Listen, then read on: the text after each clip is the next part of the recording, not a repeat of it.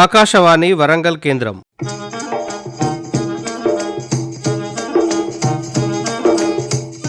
కిసాన్ వాణి వ్యవసాయదారుల కార్యక్రమం.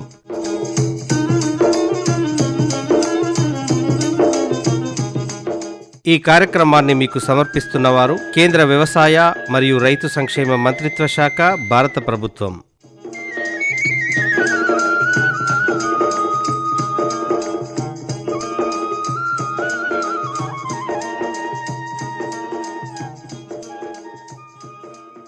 కార్యక్రమంలో ముందుగా వినండి. ప్రస్తుతం వానాకాలం సాగు చేసే పంటలలో సమగ్ర పోషక యాజమాన్యం అనేటువంటి అంశంపైన వరంగల్ ప్రాంతీయ వ్యవసాయ పరిశోధనా స్థానం శాస్త్రవేత్త డాక్టర్ బి క్రాంతికుమార్ గారితో పరిచయ కార్యక్రమం ఉంటుంది. అనంతరం వానాకాలంలో మిరప సాగులో అనుభవాలు, పరకాల మండలం చౌటుపర్తి గ్రామ రైతు స్వామి గారితో పరిచయం. కార్యక్రమంలో ముందుగా వినండి కొన్ని వాణిజ్య ప్రకటనలు. సర్వోత్తమ రైతు పురస్కారం లభించింది హరికి. హరి, మీ విజయ రహస్యం ఏమిటో చెప్పండి. రైతు మిత్రులారా, మీరు కూడా మీ పొలాల్లో అధిక పంటను పండించగలరు. అదెలా? ఎప్పుడు ఏ సమస్య వచ్చినా వెంటనే కలపండి ఈ నెంబరు 1800 ఇది ఎవరి నంబర్ బాబు? కిసాన్ కాల్ సెంటర్ది. అక్కడ విశేషజ్ఞులు మీ పొలం సమస్యలకు వెంటనే పరిష్కారం చెప్తారు.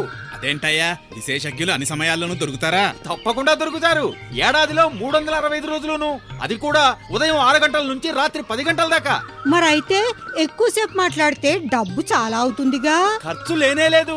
మొబైల్ పై గానీ ఇతర ఫోన్ తో కానీ కిసాన్ కాల్ సెంటర్ కి ఉచితంగా కాల్ చేయవచ్చు. సలహాకి కూడా ఖర్చు ఉండదు. నిజంగా?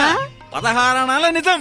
రైతు సోదరులారా, పంట సమస్యల గురించి మీ భాషలో వెంటనే సమాధానం కోసం పూర్తి భారతదేశంలో ఏ ఫోన్ నుంచైనా జాతీయ హెల్ప్ లైన్ నంబర్ 1800-11800-1551తో ఉచితంగా సంప్రదించండి. రైతు మిత్రుడు కిసాన్ కాల్ సెంటర్. కార్యక్రమంలో ఇప్పుడు విందాం. ప్రస్తుతం వానాకాలం సాగు చేసే పంటలలో సమగ్ర పోషక యాజమాన్యం అనే అంశంపై వరంగల్ ప్రాంతీయ వ్యవసాయ పరిశోధనా స్థానం శాస్త్రవేత్త డాక్టర్ బి క్రాంతికుమార్ గారితో పరిచయ కార్యక్రమం. పరిచయకర్త అర్షం సదానందం. ప్రస్తుతం వానాకాలం సాగు చేసే పంటలలో సమగ్ర పోషక యాజమాన్యం అనే అంశాలపై వరంగల్ ఆర్ఏఆర్ఎస్ శాస్త్రవేత్త డాక్టర్ బి క్రాంతికుమార్ గారు మన ఆకాశవాణి స్టూడియోలో ఉన్నారు. నమస్కారం అండి క్రాంతికుమార్ గారు. నమస్కారం అండి.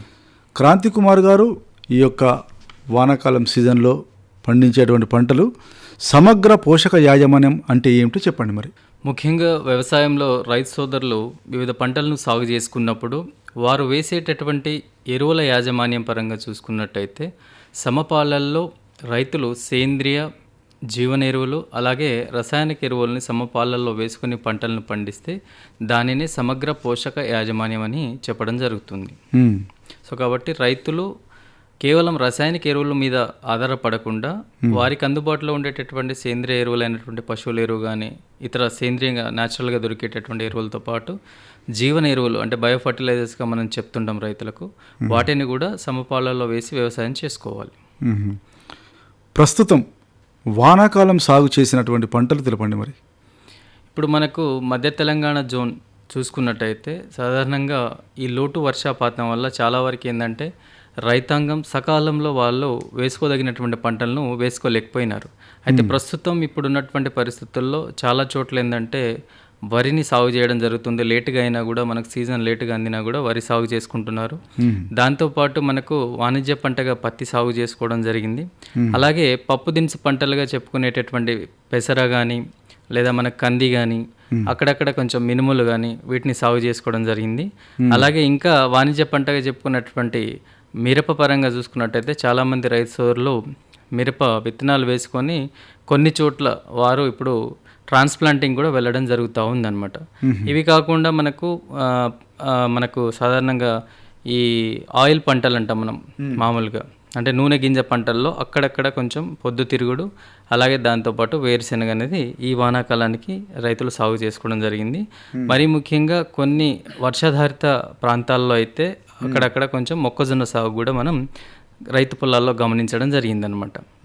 సో కాబట్టి ప్రధానంగా ఇప్పుడు వేసుకున్నటువంటి పంటల్లో వరి, మొక్కజొన్న, పత్తి, అలాగే వాణిజ్య పంట అయినటువంటి మిరప, పప్పు దినుసు పంటలు అయినటువంటి పెసర కానీ మినుములు కానీ కంది వేసుకోవడం జరిగింది. సమగ్ర పోషక యాజమాన్యం యొక్క ముఖ్య ఉద్దేశం ఏమిటో చెప్పండి మరి.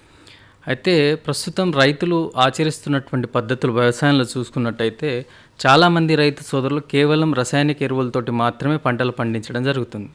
సో కాబట్టి దానివల్ల మనకేంటంటే రసాయనిక ఎరువుల మోతాదు అనేది మనకు నేలల్లో చాలా వరకు అధికం అవ్వడం వల్ల నేల సారం తగ్గిపోవడం కానీ పోషకాలు సకాలంలో మొక్కలు తీసుకోలేకపోవడం ఇటువంటివి గమనిస్తున్నాం మనం. కాబట్టి రైతులకు మనం ఏం చెప్తున్నామంటే కేవలం రసాయనిక ఎరువులు మాత్రమే కాకుండా వాటితో పాటు సమపాళ్లల్లో సేంద్రియ ఎరువులైనటువంటి పశువుల ఎరువు కానీ కోళ్ళ ఎరువు కానీ వర్మీ కంపోస్ట్ కానీ ఇతర సేంద్రియ ఎరువులు ఏవైతే మనకు సులభంగా అందుబాటులో ఉంటాయో వాటిని వేసుకొని దానితో పాటు జీవన ఎరువుల్ని కూడా వాళ్ళు వేసుకోవాలని చెప్పేసి పెంపొందిస్తున్నాం.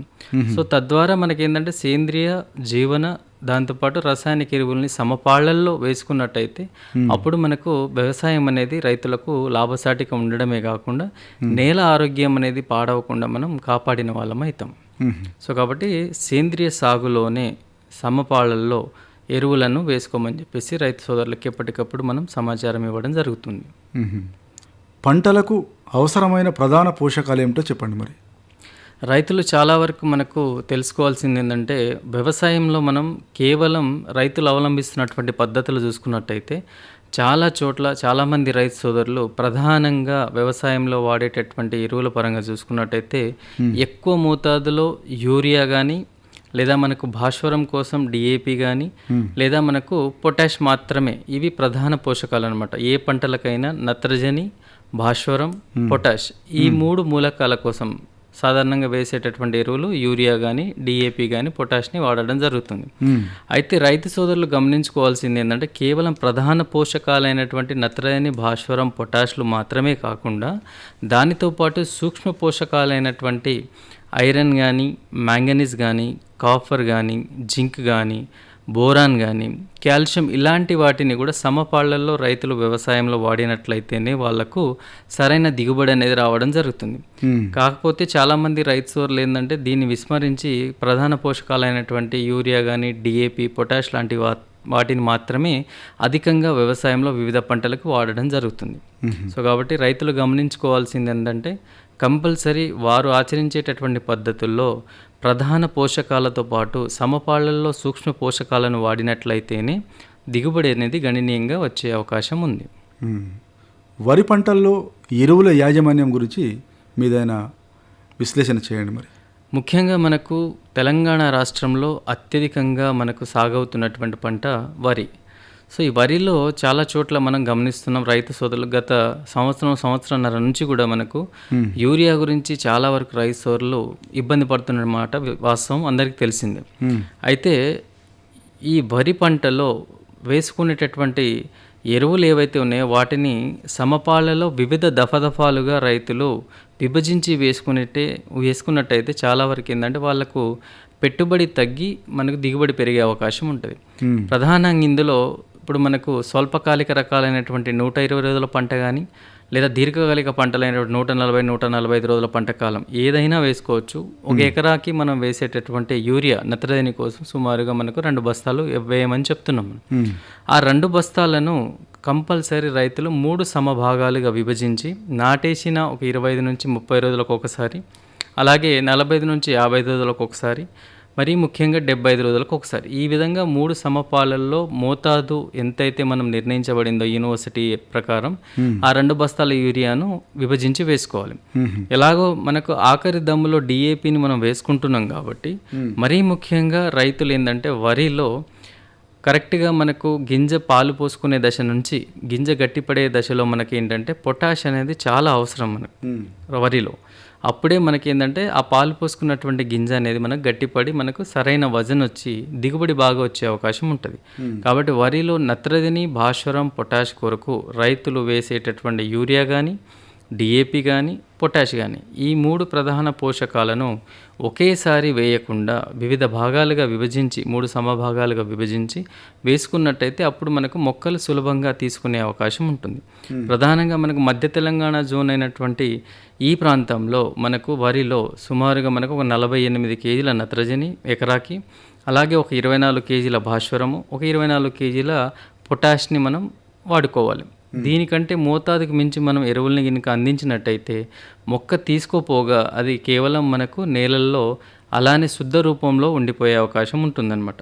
దానితో పాటు అక్కడక్కడ ఒకవేళ మనకు వరి యొక్క కొనలు ఎండిపోవడం కానీ తుప్పు పట్టినట్టు కానీ గమనించినట్టయితే పైపాటుగా సూక్ష్మ పోషకాలైనటువంటి ఫార్ములా 4 కానీ ఫార్ములా 7ని కానీ పైపాటుగా పిచికారి చేసుకున్నట్టయితే ఆ లోపాన్ని కూడా మనం సవరించుకోవచ్చు.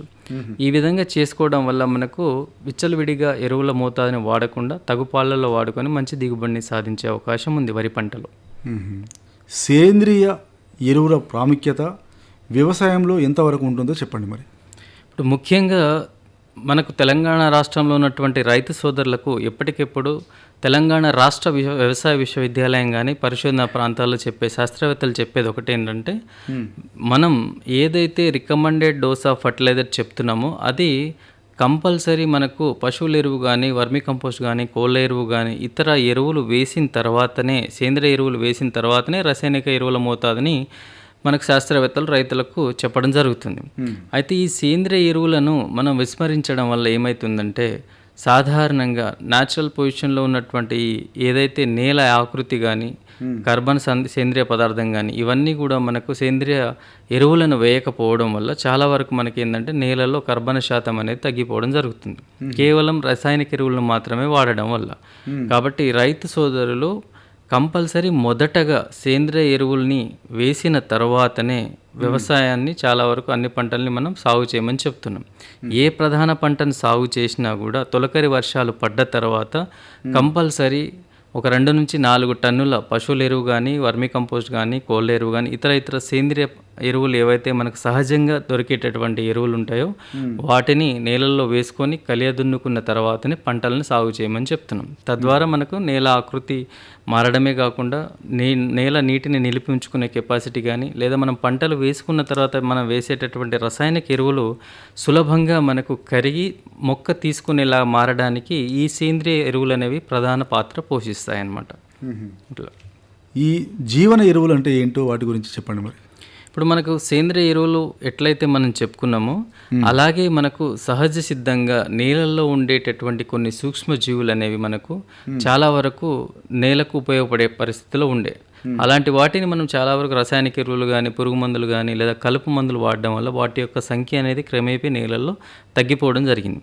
సో తద్వారా మనకి ఏంటంటే సహజ సిద్ధంగా ఉన్నటువంటి వాటిని కొన్నిటిని తీసుకొని మనం ల్యాబొరేటరీస్లో కల్చర్స్ని డెవలప్ చేసి తిరిగి రైతులకు మనకి ఏంటంటే జీవన ఎరువుల రూపంలో వాళ్ళకి అందియడం జరుగుతుంది.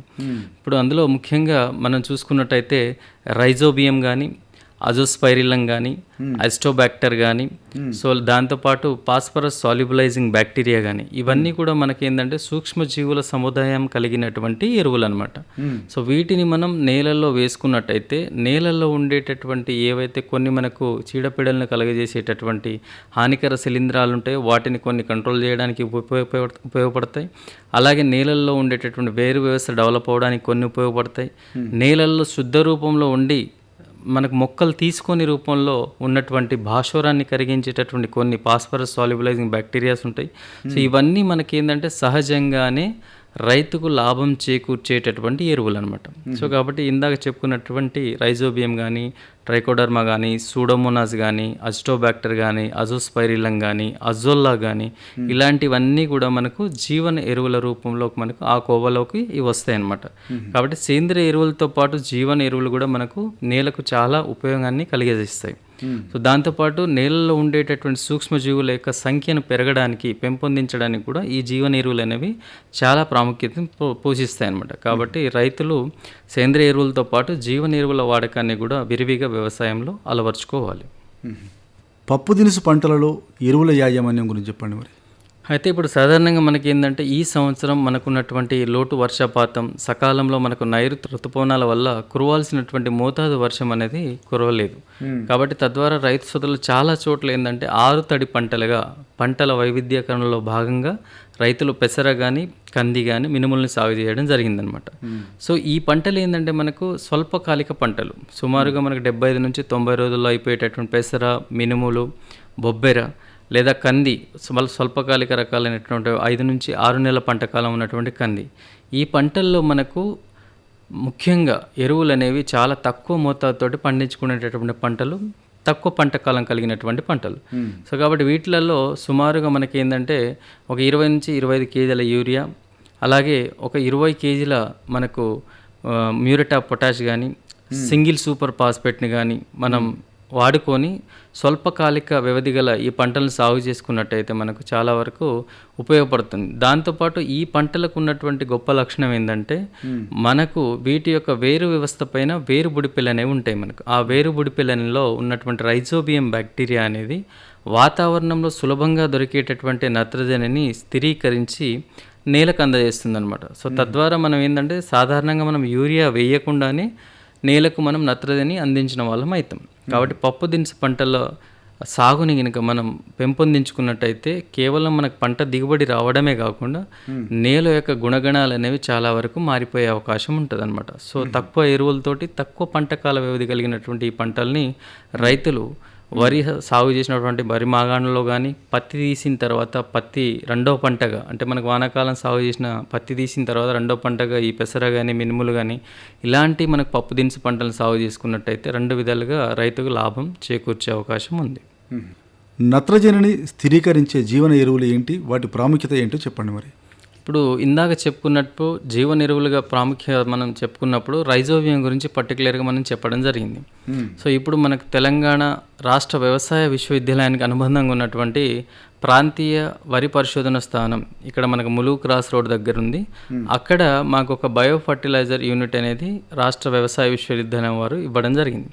అక్కడ మేము ప్రధానంగా ఈ జీవన ఎరువులను పెంపొందించి మేము రైతులకు ఇస్తున్నాం అనమాట, డెవలప్మెంట్ చేసి. సో అందులో మొదటిది రైజోబియం.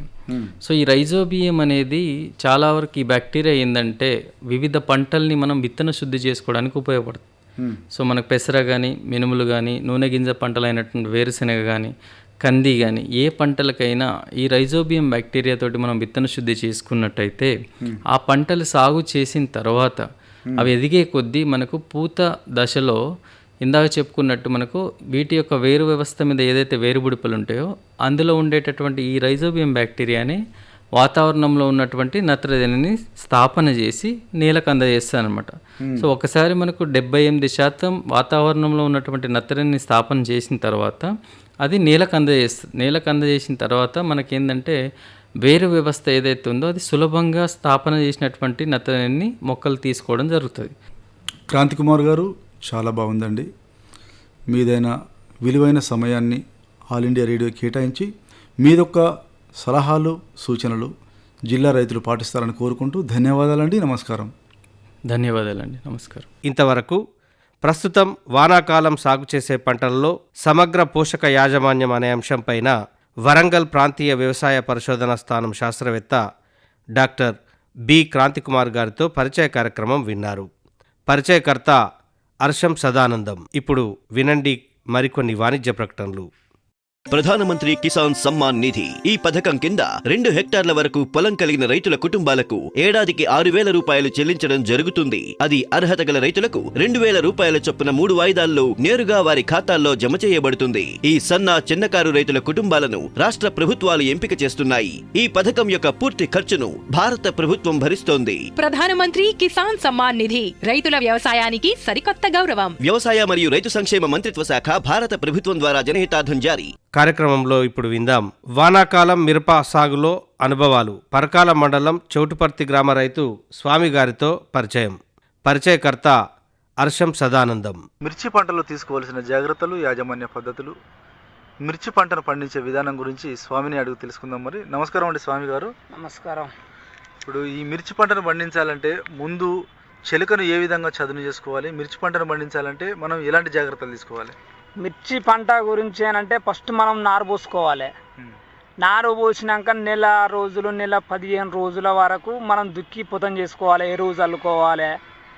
కోడి ఎరువు అన్న లేకపోతే గొర్రె ఎరువు చల్లుకొని మంచిగా దుక్కి మెత్తదనంలో మంచిగా చేసుకోవాలి. వర్షం పడితేనేమో మంచిగా అచ్చుదోలుకొని మంచిగా 3 మొలకలు పెట్టి మంచిగా పెట్టాలి. వర్షం పడకపోతే అచ్చు తోలినాక అచ్చులోకి వెళ్ళి నాగడి సాలు తోలి నాగడి సాలకి వెళ్ళి మనం నీళ్ళు ఇడిచి పెట్టుకుంటా మూట నీళ్ళు ఇడిచి పెట్టుకుంటూ పోతుంటే వెనక మంచిగా వాళ్ళు పెట్టుకురావాలి ఆడోళ్ళు. పెట్టుకొచ్చినాక ఫస్ట్ నారు పీకేటప్పుడు ఇంకొక విషయం, నారు పీకేటప్పుడు పిరికిల్లో నారు ఖరాబ్ కాకుండా మంచిగా కడగాలి, ఏరు దిగనేకుండా పీకాలి. పీకినాక కడిగి వాళ్ళకు ఆడోళ్ళకి ఇస్తే మంచిగా పెడతారు. పెట్టినాక ఒక వారం 15 రోజుల వరకు మనం ఒకసారి గుంటు కొడతాం. గుంటు కొట్టినాక ఇప్పుడు ఒక ఎకరం తోట ఉందనుకో, ఎకరం తోటకు ఒక అరబస్తా పిండి, అంటే అరబస్తా అంటే ఇరుస పిండి అట్లా మామూలుగా మనకు అంటే ఏమైనా ఎర్రదోడు కానీ లేకపోతే లద్ది పురుగు కానీ ఇట్లా ఇలాంటివి ఉంటే ఒక 2 కిలోలన్నీ గోళీలు అన్న, చిమ్మట గోళీలు అంటారు వాటిని. లేకపోతే అలాంటివి ఏం లేకపోతే మనం ఒక 2 సార్లు ఒక లీటర్ తీసుకొచ్చుకొని అందులో పిండిలో కలుపుకొని కరెక్ట్ సాల మీద పడితట్టు పోయాలి. పోతే లద్ది పురుగు కానీ ఈ ఎర్ర తోడు కానీ చెదలు కానీ ఎలాంటివి రాదు. చేను మంచిగా పచ్చబడుతుంది. పచ్చబడ్డాక మళ్ళీ 15 రోజుల వరకు మనం కాంప్లెక్స్ వాడాలి. కాంప్లెక్స్ అంటే ఏంటిది, డిఏపి అన్న, కోరమండలం ఇలాంటి ఒకసారి ఎకరానికి ఒక బస్తా పోసినాం అనుకో, పోసినాక మనకు చెట్టుకు ఏమైద్ది అంటే చెట్టు మంచిగా పచ్చదనంలో మంచిగా ఉంటేనేమో మందు కొట్టాలి. మళ్ళీ ఇది అస్టాపును మోనో ఫస్ట్ కొట్టేది, అంటే దానికి ఏం రాకనంటే ఆకుపచ్చ పెయిన్ ఇట్లా రాకుండా ఉంటుంది. తతిమది ఏంటంటే మనది పెయిన్ బంక అంటే ఇట్లా ముట్టుకుంటే బంక మన ఎర్ర చిమ్మలు పారుతుంది. 15 రోజుల వరకు మళ్ళీ మనం గొర్రు కొట్టుకుంటాం. మళ్ళీ ఒక మనం డిఏపి అయినా లేకపోతే డిఏపిలో ఇంత యూరియా కలిపన్నా పొటాష్ అన్నా ఇలాంటివి పోసుకుంటాం. చేను పెరుగుతుంది. పెరిగినాక ఖాతా పూత మూమెంట్కి వస్తుంది. వచ్చినాక దున్నుతావు. దున్నేటప్పుడు ఏంటిది నీకు కేవలం పోసేది అని అంటే పొటాషి ప్లస్ మళ్ళీ ఏంటిది కోరమండలం, ఈ 2 కలిపినాక ఇంత ఊరియా కలుపుకుంటా పోస్తావు. దున్నుతంటే చేను సూపర్ వస్తుంది. అట్లా వచ్చినాక మనం ఇక చేను పూత ఖాతా మోపుకి వచ్చినాక పూత రాలిపోతుంది. అంటే దానికి పూత రాలిపోతుంది అంటే పువ్వు ఆ తొడిమే ఎరుపు రంగు వస్తుంది. ఎరుపు రంగు వచ్చినాక మనం రాలిపోతుంది, అరే పూత రాలిపోతుంది ఎట్లా అని చెప్పని మనం ఆలోచన చేస్తాం. ఆలోచన ప్రకారం వెంబడి ఏం చేయాలంటే మనం అవంటన్నా లేకపోతే అది పురుగుకు సంబంధించింది ట్రైసర్ అన్న అది కొట్టినాక అది కొట్టినాక అది కవర్ అవుతుంది, రాలిపోతుంది. రాలిపోయినాక మళ్ళీ దాని ఎందుకు ఏమొస్తా అంటే ఇది కొట్టుతో ఎంబడే మళ్ళీ ముడతస్తుంది. ముడతకు మళ్ళీ ఎంబడే ఈ పెగసాసుకు సంబంధించింది మళ్ళీ కొట్టాలి. దాంట్లో ఇంకో కంపెనీ ఉంటుంది, అంటే పెగసాస్ కాకుండా వాడు 1 లీటర్ డబ్బు ఇస్తానంట, దాని పేరు ఏదో మంచిగా ఉంటుంది. అది ఆ డబ్బా తీసుకొచ్చి కొట్టే అంటే కవర్ అవుతుంది, మంచిగా పూత దక్కుతుంది, మంచిగా ఉంటుంది. ఇప్పుడు స్వామి గారు మీరు ఈ మందులు కొడతారు కదా, ఈ మందులు కొట్టేటప్పుడు ఈ చేనుకు ఈ తెగులు వచ్చింది అనేది మీరు తెలుసుకున్న తర్వాత మందులు కొడతాం. ఇప్పుడు మీరు ఆ మందులు కొట్టే విషయంలో ఎవరైనా అడుగుతారా, లేకపోతే మీకై మీరే స్వయంగా నిర్ణయం తీసుకుంటారా? అంటే మాకై మేమే నిర్ణయం తీసుకుంటాం. అంటే ఇప్పుడు ఇది ఆకుమచ్చ రోగం వచ్చింది అనుకో, ఆకుమచ్చ రోగానికి మన దగ్గర ఐటీస్ వాళ్ళని వస్తారు. వాళ్ళు ఇది కొట్టాలి, ఇది కొడితేనే నువ్వు పండించిన మిర్చి తీసుకుంటావు అని అంటారు. వాళ్ళు చెప్తారు ఎంబడి మనకు మన ఇప్పుడు తోట పెట్టినామని చెప్పని ఫోన్ చేసుకుంటేనే వాళ్ళు వస్తారు అన్నట్టు. ఇక ప్రతి దానికి చెప్తారు అన్నట్టు. ఇక వాళ్ళు చెప్తారంటే మనం మందులు ఇప్పుడు ఈ పెగసాసు ముడత గురించి కన్ఫామ్గా చెప్పుకుంటూనే ఉంటాడు, ఎరువు గురించి చెప్తారు. కానీ వాడు చెప్పిన మందులు కొంతమంది పాటిస్తారు, కొంతమంది పాటించరు అన్నట్టు. ఈ వర్షాకాలం స్టార్టింగ్లో మీ భూమిలో ఈ పంట పండించాలంటే భూసార పరీక్ష చేయించాలి. అంటే భూమిని అక్కడక్కడ ఒక 12 దిక్కుల నుంచి భూమిని తీసుకొని పోయి ఆ భూమిలో ఉన్నటువంటి మట్టిని తీసుకొని పోయి ఇస్తే భూసార పరీక్ష చేస్తారు. అట్లా మీరు ఏమైనా పరీక్ష చేయడానికి మీరు వ్యవసాయ అధికారిని కలవాలి. అట్లా చేయించినాం మేము. ఆయన చెప్పిన ప్రకారం వెంబడి చేస్తే మాకు ఒక ఎకరానికి ఒక 3 క్వింటాల పంట కూడా మేము తీయలేము. ఎందుకు అని అంటే మీరు పెట్టుబడి బాగా ఓరుగా పెట్టి అట్లా ఉన్నది భూమి అని చెప్పిండు అన్నట్టు. అంటే పరీక్ష చేయించినాం అట్లా నువ్వు చెప్పిన ప్రకారం వెంబడి. ఇప్పుడు ఒక 4-5 దిక్కులు ఇంత మట్టి తీసుకుపోయినాం అన్నట్టు, ఒక లొత్తం తోడి తీసుకపోతే ఇంట్లో కెమికల్ బాగా కలిసి ఉన్నది, పిండి ఇంట్లో పాట బాగున్నది భూమిలో, ఇంతగానం మీరు ఇంత ఓరుగా పెట్టద్దు అని చెప్పనే మాట్లాడిండు ఆయన. ఆయన చెప్పిన ప్రకారం వెంబడి మనం చేస్తే మనకు ఒక క్వింటన్ కూడా పండది. ఇప్పుడు అరబస్తా పిండి పోతేనే తోట చిన్నప్పటి సంది మంచిగా వస్తుంది. ఆయన చెప్పింది ఎంత అంటే ఒక అడ్డెడు పిండి, ఒక 10 కిలోల పిండి చెప్పినట్టు ఎకరానికి. ఎకరంకు ఒక అడ్డెడు 10 కిలోల పిండి దేనికి ఎట్లా అని పోతావు, దానికి అంత పలసన పోతాం మనం, పోయలేము మనం అట్లా. అసలే ఇరిస పిండి అయితేనే పలసగా, అది ఇంకా అట్లా పలసగా పోతేనే అట్లా సరిపోతుంది అన్నట్టు దానికి.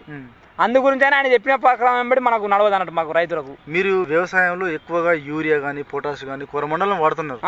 అంటే ఇవి వాడడం వల్ల మనం తీసుకునే మిర్చికి కొంత కెమికల్ వస్తుంది. అంటే ఆ కెమికల్ మనిషి తినడం వల్ల రోగాల బారిన పడుతున్నారు. బీపీ కానీ షుగర్ కానీ, చిన్న పిల్లలప్పుడే బీపీ షుగర్ రోగాలు వచ్చి చనిపోతున్నారు. అలాంటప్పుడు మరి మీరు ఈ మందులు కొట్టకుండా సేంద్రియ పద్ధతిలో ఏమన్నా ఈ పెంట పోయడం కానీ లేకపోతే ఇంకా ఎరువులు వేయడం కానీ అట్లాంటివి ఏమన్నా చేసి పండించలేరా? అట్లా చేసి పండిద్దామంటే లద్ది పురుగు తయారైతుంది.